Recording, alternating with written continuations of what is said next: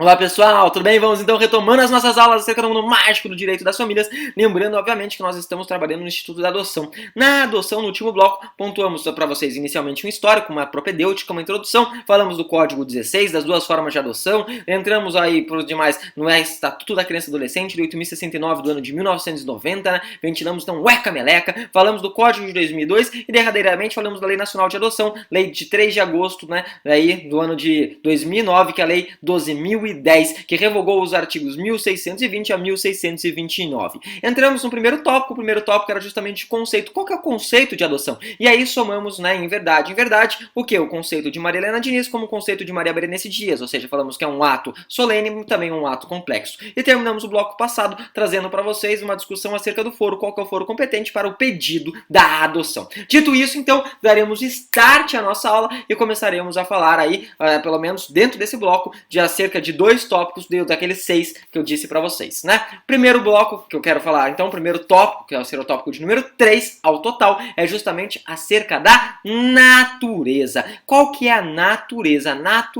da adoção? Então, primeiro tópico da aula de hoje, né, pelo menos desse bloco aqui, terceiro ao todo, é a natureza da adoção. Gente, quando a gente fala da natureza da adoção, é necessário observar que o átomo ele é composto por elétrons, prótons e nêutrons. É necessário observar que na nossa anatomia, né, de forma simplória, é dividida em que? Cabeça, corpo e membros. Em outras palavras, qual que é a natureza, qual que é a essência do Instituto da Adoção? A essência do Instituto da Adoção se subdivide aí em 3 partes. Por que 3? Por que 3? Por que 3? Porque 3 é mágico, Pai, Filho e Espírito Santo, Isos, Eres e Horus, Eusades, né, e Poseidon. Gente, dito isso, qual então é a natureza, obviamente, da adoção? Gente, primeiro detalhe, a natureza da adoção ela é uma natureza excepcional. Excepcional porque é eterno, porque é fofo, porque é meigo? Também, gente, adoção é eterna, fofa e meiga. Entretanto, ela é excepcional por outra razão. Por qual razão que ela é, então, em outras palavras, excepcional? Ela é excepcional no sentido de exceção. Em outras palavras, a adoção, ela rompe com os vínculos pretéritos havidos. Para quê? Para a constituição de novos vínculos. Como a gente vai romper com os vínculos, né, paternos existentes, ela é excepcional. Então, dito isso, vamos para a nossa segunda natureza. Segunda natureza que está concatenada com a primeira. Qual que é a segunda natureza?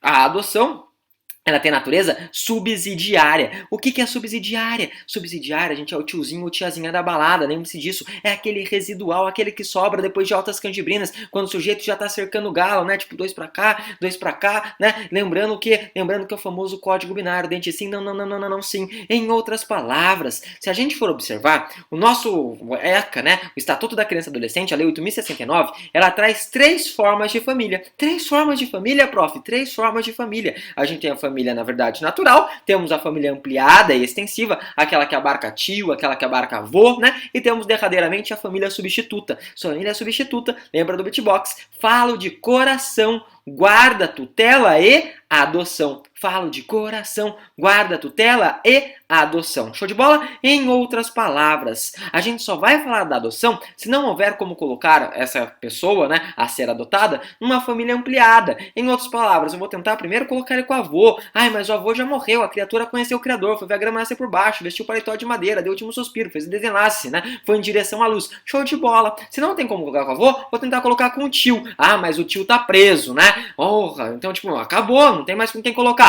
Então a gente vai falar do Instituto da Adoção. Show de bola? Em outras palavras, ela é um instituto subsidiário. Subsidiário e excepcional, tudo bem? As características estão concatenadas. Derradeiramente, ela ainda é uma característica irrevogável. Irrevogável, prof? Irrevogável, né? Como assim irrevogável? Eu te explico. Uma vez realizada a adoção, uma vez então constituídos novos vínculos de paternidade que sejam, né, e de filiação, depende da perspectiva que a gente está observando, né, não há como voltar atrás. Aí já era Charlie Brown, aí já era Jorge Mateus, ou seja, constituídos novos vínculos, não há como retroceder, não tem como ser Kleber Machado. Hoje sim, hoje não, tudo bem? Justamente por isso que para ser realizada a adoção, muitas vezes a gente coloca antes essa criança a ser adotada, esse adolescente a ser adotado, num período de convivência, num estágio de convivência, né? E faz, obviamente, todos os estudos multidisciplinares aptos aí a valorarem se a família que vai adotar, ela tem as condições necessárias, condições materiais, psicológicas e afetivas para tanto. Show de bola? Tranquilo, tranquilo. Dito isso, matamos então a natureza da adoção e a partir de agora quero falar sobre a capacidade. Gente, Quem pode adotar? É essa aí a minha ideia, é essa aí a minha discussão. Quem pode adotar hoje no Brasil? Tudo bem? Ah, só um detalhe. Quando eu falei acerca aí da natureza, né, da adoção, tá no artigo 39, depois deem uma olhada. A partir de agora eu vou entrar com vocês dentro do artigo 42, para ser mais específico, então artigo 42. Gente, quem que pode adotar no Brasil? Para que a pessoa adote no Brasil, primeiro detalhe é que ela precisa ter capacidade civil plena. Em outras palavras, a pessoa hoje para adotar no Brasil, ela precisa ter mais de 18 anos. Mais de 18 anos, mais de 18 anos. Então esse é o primeiro requisito. Para adotar, precisa ter mais de 18 anos. Sem grandes entraves, sem grandes discussões. Lembre-se sempre, daí vem o segundo requisito. Qual que é o segundo requisito? O seguinte, qual que é a idade núbio, gente? A idade núbio é a idade de 16 anos.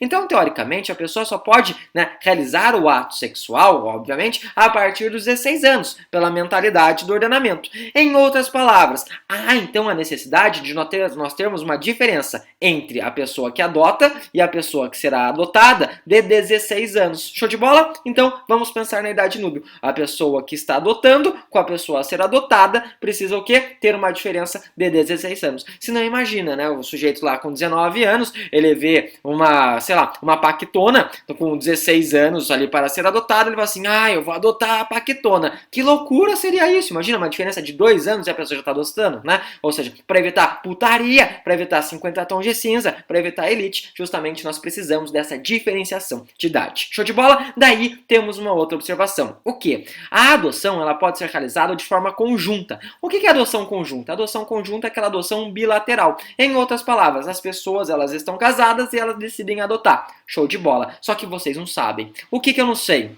O seguinte, eu sou o Roberto Justus, né? E daí eu tenho uma certa idade. E eu sou casado com uma pessoa, uma cocotinha muito mais nova do que eu. Beleza, que loucura, prof, né? Show de bola. Só que essa pessoa, tipo assim, ela tem hoje seus 20 anos. E eu quero saber, se a gente tá adotando conjuntamente, de quem que tem que ser essa diferença de 16 anos? Da pessoa mais velha da relação ou da pessoa mais nova? É óbvio que é da pessoa mais nova, né? Porque se a adoção ela é conjunta, a diferença de 16 anos tem que ser sempre valorada, sempre observada com aquele que tem a menor idade dentro dessa relação. Show de bola? Em outras palavras, seria 16 anos computados a partir aí da minha mulher. Show de bola? Tranquilo, sem grandes discussões. Só que daí surgem alguns debates. Quais são os debates? Os debates são os seguintes. Vamos lá ventilá-los. Gente, quando vocês observarem o artigo 42, né? Esse artigo 42, em seu parágrafo 2º, o artigo 42, parágrafo 2º, ele vai falar da adoção conjunta. E ele diz o seguinte: para que haja adoção conjunta, as pessoas elas precisam estar casadas ou numa união estável sólida, né? Então precisam estar casadas ou numa união estável sólida. E aí que está o entrave, aí que está a problematização. Por quê, gente? Pelo seguinte, eu quero saber, pessoas que estão divorciadas, elas podem adotar conjuntamente? Pessoas então que estão separadas, elas podem adotar conjuntamente? E a resposta é que sim, gente, não há entraves, não há discussões, né? E por que haverá essa possibilidade? Em razão do artigo, né, 42, parágrafo 4º.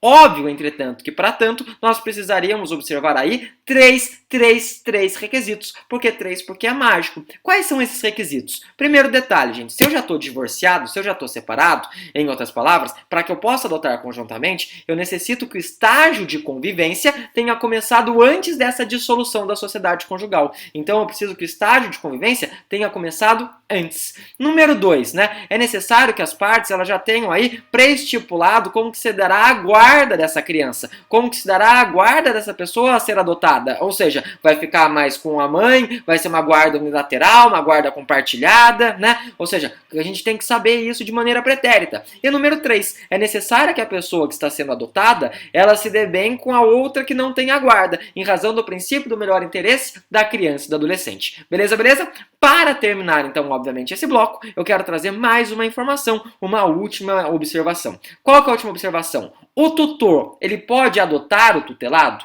O curador, ele pode adotar o curatelado? Gente, Quando a gente fala de tutor, tutelado, curador e curatelado, né, estamos falando do Instituto da Tutela e Curatela, estamos falando sempre das situações de incapacidade. Lembrando que tutor, estamos trabalhando com aquelas hipóteses em que a pessoa tem menos de 18 anos, né, o tutelado, ou seja, aquele incapaz, e ele não tenha, obviamente, aí um poder familiar, ou seja, ele não tenha paz. Ô louco, tiro, porrada e bomba, né? Não, não tenha paz, ou seja, não tenha ninguém aí, obviamente, né, para salvaguardá-lo. E o curador nós estamos falando daquele incapaz que sofre aí de alguma debilidade, né? Lembrando, obviamente, que hoje o Estatuto da Pessoa com Deficiência, ela tem a pressuposição de que todas as pessoas, elas gozam de capacidade civil plena, né? Ou seja, se a pessoa for incapaz, precisa demonstrar no corpo de um processo de interdição a sua incapacidade. Exemplo pródigo, aquele que gasta seu dinheiro imoderadamente, né? Com cavalos lentos e mulheres rápidas, podendo reproduzir-se, então, a completa miséria. Show de bola? Ou outro exemplo, podemos falar daquela situação que o sujeito é o Toninho da Lua, totalmente fora da casinha, não tem condições, foi interditado. Aquele fala assim, você não é Rutinha. Ou, por exemplo, Jamanta não morreu, né? Show de bola. Então, em outras palavras, o tutor ele pode adotar o tutelado? O curador ele pode adotar o curatelado? A resposta é que sim. Entretanto, para que haja essa adoção de tutor pelo tutelado e curador pelo curatelado, o tutor ou o curador deve demonstrar uma saúde financeira. Em outras palavras, deve demonstrar que está adotando, obviamente, né, em razão de amor, em razão de carinho, e não, obviamente, por meros interesses pecuniários. E só para terminar, a gente vai terminar um último adendo dentro de capacidade. Qual que é o último adendo? Até recentemente, olha que loucura, gente. Até recentemente, muito se discutia a possibilidade de adoção conjunta por casais homossexuais. Hoje, casais homossexuais, eles podem estar casados, então, desde 2011, nossa, só 2011, tudo bem? Ou seja, desde 2011, então, em outras palavras, eles podem adotar conjuntamente, né? Porque hoje eles podem ter aí, obviamente, o casamento. Entretanto, como não tinha até 2011 essa decisão, muitas vezes a adoção ela era tolhida, ela era mitigada, né? Ou seja, eles não deixavam casais homossexuais adotarem. Olha que loucura, gente, até pouco tempo atrás. Então, o que as pessoas faziam na prática? Eles, obviamente, não demonstravam que eles estavam com outras pessoas e faziam a adoção de maneira unilateral. Gente, dito isso, daí sim, deixo para vocês um forte abraço, excelentes estudos e no próximo bloco terminaremos aí a discussão acerca da adoção. Até lá, né? Obviamente, um forte abraço e excelentes estudos. Até mais, gente. Tchau, tchau.